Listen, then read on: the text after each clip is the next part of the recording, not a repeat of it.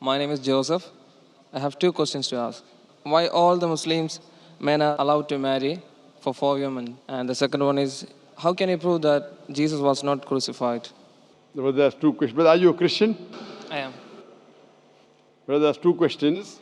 That why does Islam permit a man to have up to 4 wives? Why does Islam permit a man to have more than one wife? And second question, how can you prove that Jesus Christ, peace be upon him, was not crucified? That Quran is the only religious book on the face of the earth which says marry only one. You read the Bible, you read the Ramayana, you read the Mahabharata, you read the Veda. No religious book on the face of the earth says marry only one besides the Quran. If you read Ramayana, the Hindu scriptures, the father of Sri Ram, he had more than one wife. If you read Mahabharata, Sri Krishna, how many wives he had? 4, 10,000, 10,000. He had 16,108 wives. So if Sri Krishna can have 16,108 wives, so why can't Muslims have maximum up to 4? If you read the Old Testament, it says that Solomon, peace be upon him, had 700 wives. Abraham, peace be upon him, had 3 wives. So Old Testament tells you can marry as many wives as you want. Same as the New Testament says that you should follow Old Testament. So in Hinduism, in Christianity, in Judaism, you can marry as many as you want. It is later on that the church put a restriction that Christians should marry only one. It is later on Rabbi Benjamin Yehuda passed a synod and say that Jews should marry only one. Otherwise, previously, they used to marry as many as they wished. It is the Indian penal code in India in 1954 that put a restriction and said under the Hindu Special Marriage Act, the Hindus should marry only one. But the scriptures put no restrictions. Let's analyze what does the Quran say.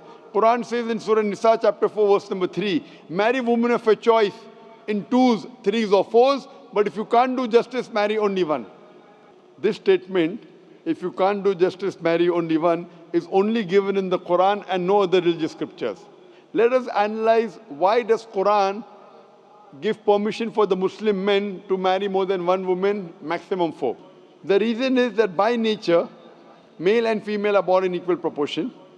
But if you ask any pediatrician, he will tell you, the doctor of the children, that the female child is stronger than the male child in fighting germs and diseases. So you have more deaths among the male children as compared to female children. So in pediatric age itself, the females are more than the males. As life goes on, there is death due to wars, due to alcoholism, due to drug addiction, due to accident. In all these cases, more men are dying as compared to females. So today in the world, there are more females as compared to males. In few countries, like India and China, the female population is less than the male population because of female feticide and female infanticide. In India, according to a BBC report, every day more than 1,000 fetuses are being aborted after they are identified as females. If you multiply this figure by 365, you get a total of more than 1 million fetuses are being aborted every year in India after they are identified that they are females. According to the Tamil Nadu Government Hospital report, out of 10 females born alive, 4 are put to death. If you stop this evil practice of female feticide and female infanticide in India, even in India, the female population will become more than the male population. Even in China, if you stop this evil practice, the female population will become more than the male population. Today, if you analyze, in USA alone, there are 4.7 million females more than males. In UK alone, there are 1.2 million females more than males. In Germany alone, there are 1.6 million females more than males. In Russia alone, there are 10.6 million females more than males. And God alone knows that how many females are more than males throughout the world. If I agree with you that one man should only marry one woman, and suppose your sister happens to live in America, or suppose my sister happens to live in USA, and the market is saturated, every man has found a wife for himself, yet there will be 4.7 million females who will not find life partner. And if your sister happens to be one of them, or if my sister happens to be one of the 4.7 million females who have not found a life partner for themselves, the only option for them is that she either marries a man who already has a wife, or becomes public property. Public property, such a harsh word. It is the most sophisticated word I can use. I cannot use a better word.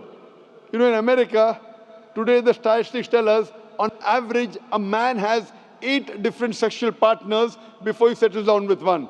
Having mistresses in US is very common. 5, 10, 20, 30, no problem. Having more than one legal wife, it doesn't go down their throat. When a woman is a mistress, she doesn't get her rights. She is dishonored. She is not treated well.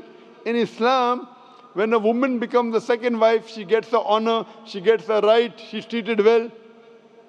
Any modest woman, if you ask her, that would you prefer being a second wife of a man who's already married or become public property, they would opt for the first. So Islam has given permission for some men to have more than one wife to protect the modesty of the woman. Coming to your second question. Is it allowed for ladies to marry 4 men? Brother, you're asking counter question, the time is limited. You asked 2 questions, now you're asking a 3rd question. Are you convinced with the first answer? I'm convinced with the first one. MashaAllah, so you're convinced, okay.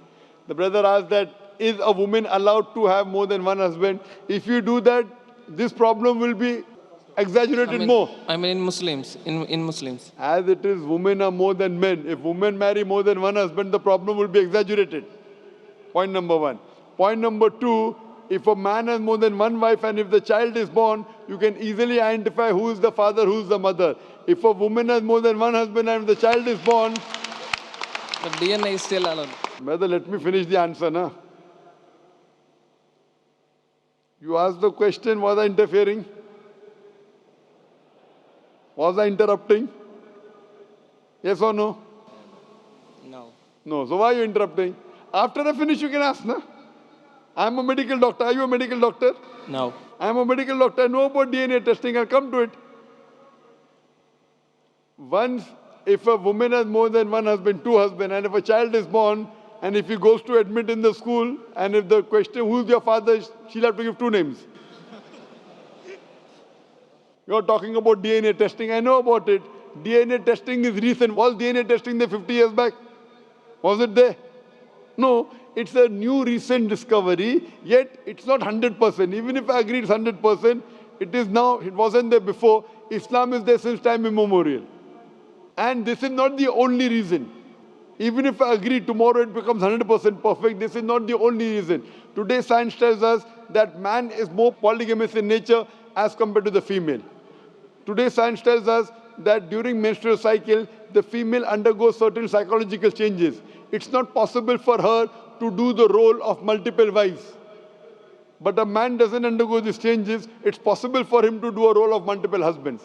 Today science tells us that if a man has multiple sexual partners and all are faithful, there is no problem. But if a female has multiple sexual partners and all are faithful, there are chances of sexually transmitted diseases to emerge. And that disease will go back to the male partner. So medically, it is not acceptable that a female has multiple partners, but medically and scientifically, it's acceptable that a male can have multiple partners.